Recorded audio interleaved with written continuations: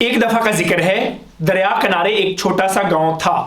तमाम लोग बहुत खुशबाश जिंदगी गुजार रहे थे और बाकायदगी से गांव की मस्जिद में नमाजें अदा कर रहे थे।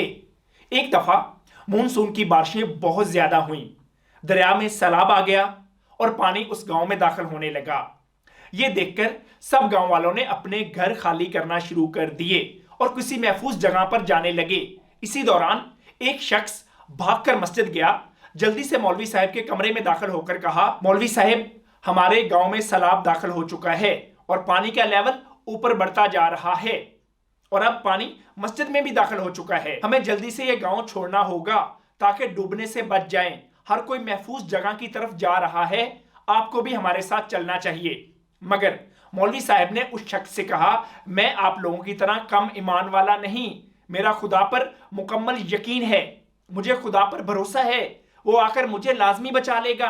इस सैलाब से मैं मस्जिद को छोड़कर नहीं जाऊंगा, आप लोग जा सकते हैं। ये सुनकर वो शख्स चला गया।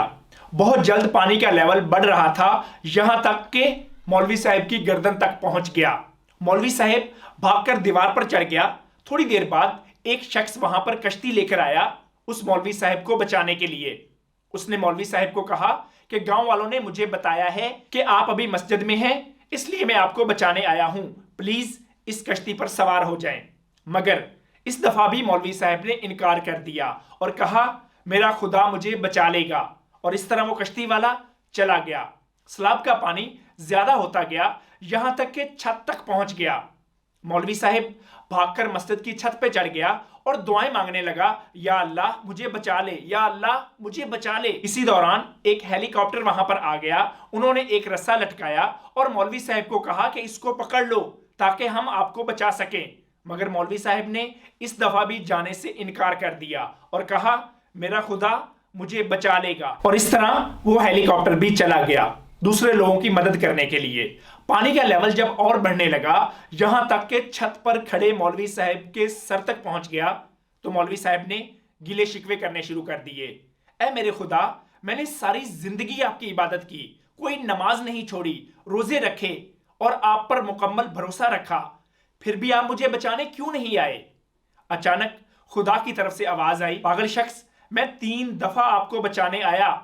यानी पहले मैंने एक शख्स भेजा जो भागकर आपके कमरे में आया और कहा कि आओ हमारे साथ किसी महफूज जगह पर, फिर मैंने कश्ती भेजी और फिर मैंने हेलीकॉप्टर भेजा। इसमें मेरा क्या कसूर?